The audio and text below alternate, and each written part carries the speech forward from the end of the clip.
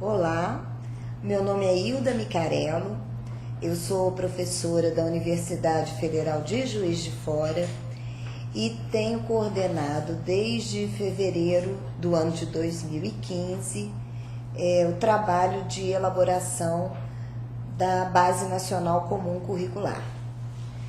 Esse trabalho é um trabalho de muita relevância para a educação do nosso país e, por causa disso, tem envolvido muitas pessoas ao longo de todo o processo de elaboração, discussão, revisão dos documentos que vão compor a Base Nacional Comum.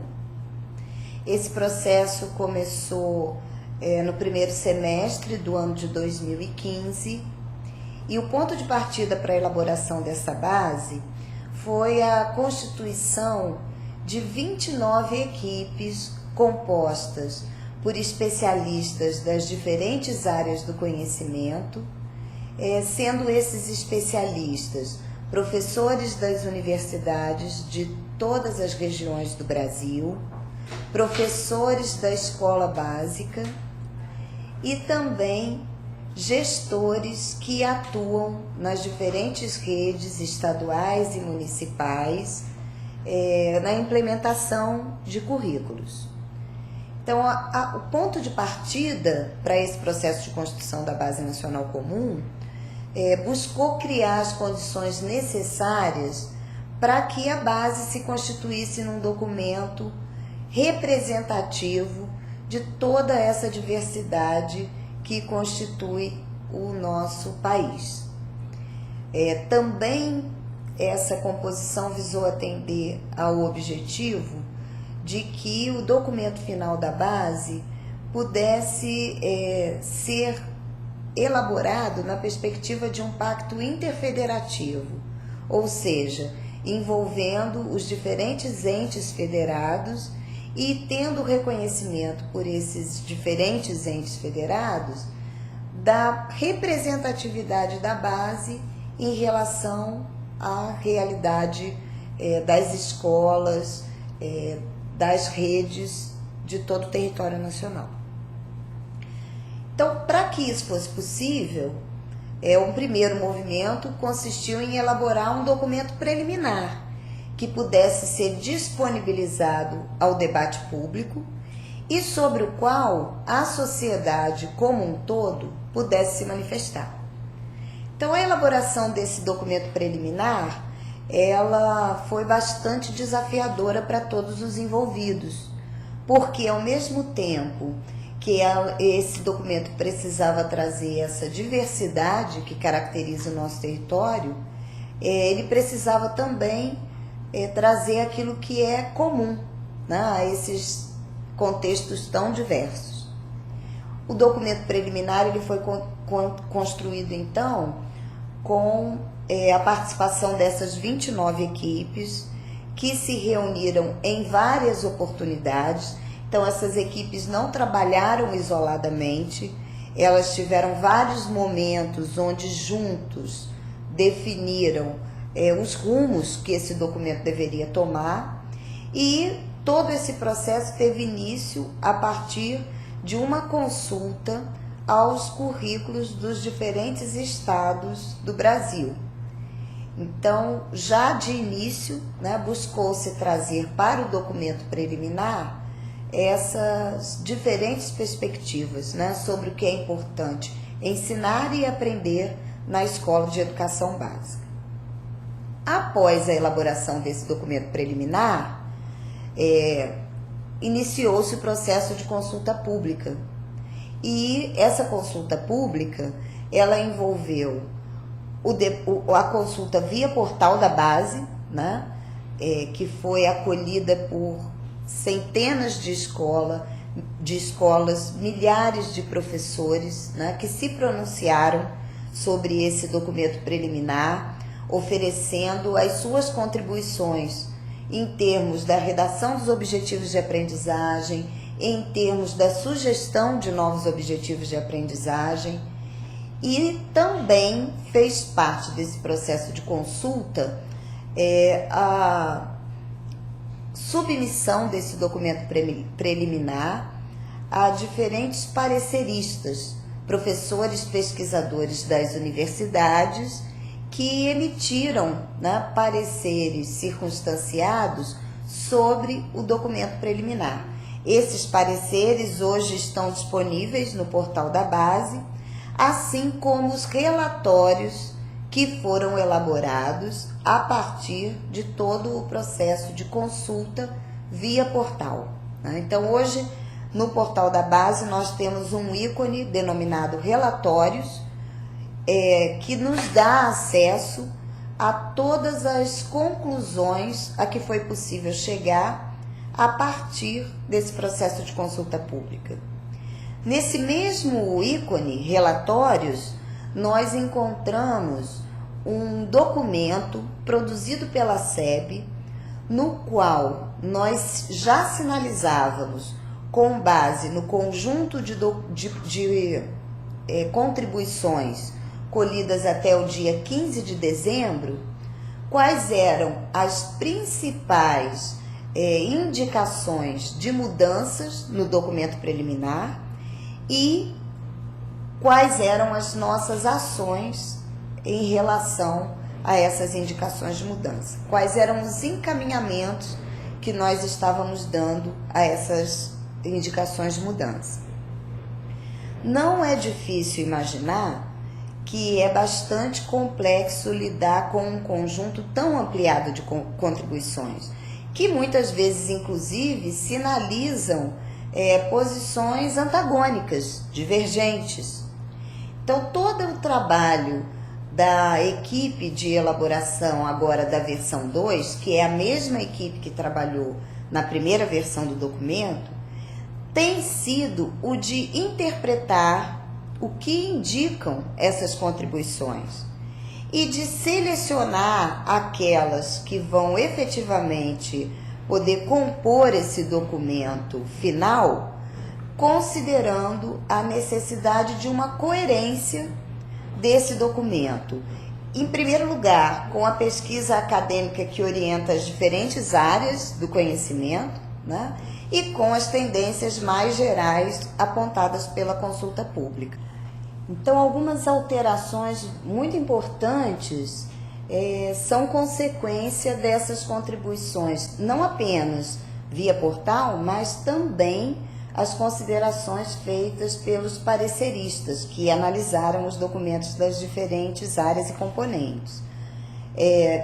A maior articulação entre as áreas e os componentes, dando à base a possibilidade de sugerir abordagens mais interdisciplinares pelas escolas, é uma mudança importante que acontecerá para a versão 2 do documento. Essa maior articulação entre áreas e componentes foi se constituindo a partir de uma maior ênfase aos temas integradores, que na primeira versão apareceram ainda de forma bastante tímida, né? E, por outro lado, também há uma maior articulação entre o documento da Base Nacional Comum e o documento das Diretrizes Curriculares Nacionais para a Educação Básica, que é o documento a partir do qual a base deve se estruturar. Então, nesse documento, que são as Diretrizes Curriculares Nacionais Gerais para a Educação Básica, apresentam-se alguns objetivos que devem perpassar todo o ensino fundamental e ensino médio, também com relação à educação infantil, né? E é a partir, então, dessas sinalizações que as diretrizes já nos dão sobre o que deve ser geral a essas etapas, é que nós estamos construindo abordagens mais articuladas para os diferentes componentes curriculares.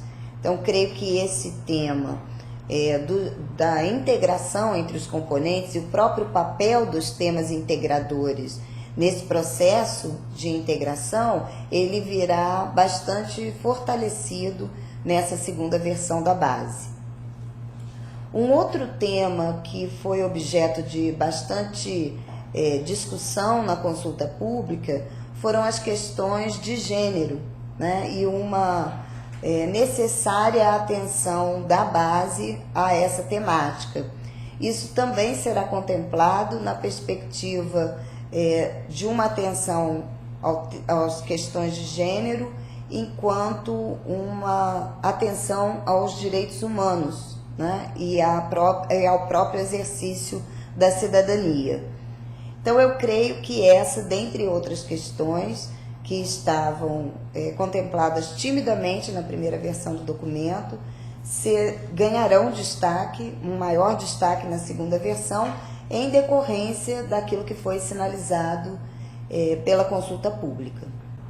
Bom, todo o processo que nós temos vivenciado até aqui, né, ele nos leva a um volume de contribuições de mais de 12 milhões de contribuições e mais de 20 mil novos objetivos de aprendizagem sugeridos. Vocês podem imaginar que em um volume tão grande requer uma metodologia de análise que também nos permita observar recorrências no conjunto dessas contribuições e mesmo aglutinar essas recorrências numa redação que possa contemplar diferentes perspectivas que, a despeito de se apresentarem às vezes em formas de redigir diferenciadas, dizem de uma mesma coisa, né? Por essa razão, é pouco provável que alguém encontre exatamente aquele objetivo de aprendizagem que sugeriu, tal como o redigiu, porque esse conjunto ele dará origem a novas formas de redação ou de elaboração, no sentido de contemplar da melhor forma possível o conjunto mais amplo possível de contribuições, né? Mas certamente todas elas receberam um tratamento quantitativo e qualitativo que permitiu que elas chegassem até as mãos das equipes de redatores que estão trabalhando nessa segunda versão, né? Uma outra questão importante a considerar é a natureza desse documento, que é a Base Nacional Comum Curricular, né? É um documento de caráter mandatório, é um documento que vai se tornar norma e, portanto, a ele não cabe, por exemplo, o tratamento de questões metodológicas que nos foram muito demandadas na consulta pública, né? Que a base sugerisse formas de trabalho com os objetivos de aprendizagem que ela propõe. Isso não é competência desse documento, dado seu caráter mandatório, até porque a escolha das metodologias, das formas de avaliação internas à escola, cabe às próprias escolas, aos professores, às redes. Entretanto, sem dúvida, a base dará origem a um conjunto de documentos de implementação e, nesse sim, será possível acolher muito do que foi sugerido no processo de consulta com relação, por exemplo, a abordagens metodológicas, né? Então, é muito importante que se dê clareza, né, a todos com relação a esse aspecto, e principalmente porque ele aponta para o fato de que as contribuições elas não serão utilizadas apenas na elaboração desse documento, que é a segunda versão, mas elas serão fundamentais na elaboração dos documentos de implementação, que constituem uma fase posterior à própria aprovação da Base Nacional Comum, né? Esse momento que nós nos encontramos, ele é fundamental, porque em breve a segunda versão do documento será disponibilizada aos diferentes estados e vai gerar todo um processo de discussão agora em torno dessa nova versão. As conclusões a que se chegar a partir desse processo de discussão é que nos levarão à versão final da base a ser encaminhada pelo MEC ao Conselho Nacional de Educação. Então, fomentar essa discussão, coordenar os grupos de trabalho nos estados, favorecer que haja a participação o mais ampliada possível de todos os atores, é um movimento fundamental para que nós tenhamos a versão final desse documento ainda mais qualificada do que a segunda versão que nós vamos levar a público em abril. E para isso nós contamos com a participação de todos vocês, que são atores fundamentais desse processo, que se quer o mais aberto, o mais ampliado e o mais participativo possível. Então nós agradecemos muito a contribuição que vocês vêm dando ao trabalho que nós, equipe de redação, realizamos, né? E nós esperamos continuar contando com essa contribuição para as próximas etapas desse processo tão relevante para a educação do nosso país. Muito obrigada.